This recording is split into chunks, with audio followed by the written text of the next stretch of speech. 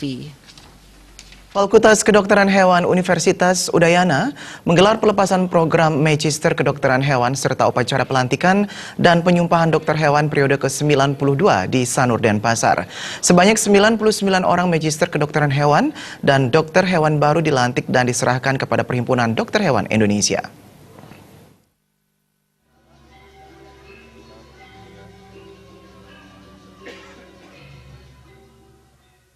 Pelantikan dan pembacaan Sumpah Dokter Hewan dipimpin Dekan Fakultas Kedokteran Hewan Universitas Udayana, Nyoman Adi Suratma. Calon dokter hewan baru disumpah agar selalu menjunjung tinggi kehormatan dan tradisi luhur profesi dokter hewan dengan memegang teguh kode etik profesi.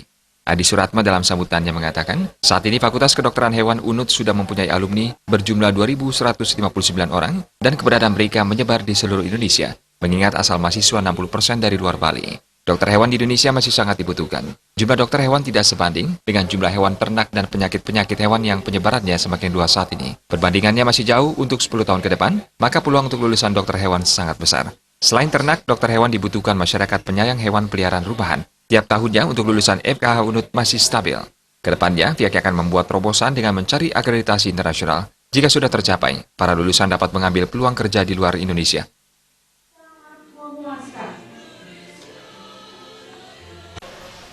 Kemudian ke depannya adalah kita sedang merancang untuk mencari sertifikasi internasional, yaitu AUN QE namanya. AUN itu adalah ASEAN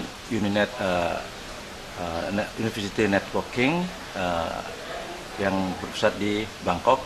Ya, jadi kalau mahasiswa kita sudah mencapai, jadi fakultas mencapai sertifikasi AUN, untuk pekerjaan mahasiswa akan lebih mudah karena akan ada kesetaraan dari fakultas-fakultas yang kita miliki dengan fakultas-fakultas yang ada di ASEAN, sehingga dia akan tidak ada kesulitan kalau bekerja di wilayah-wilayah di ASEAN maupun internasional lainnya.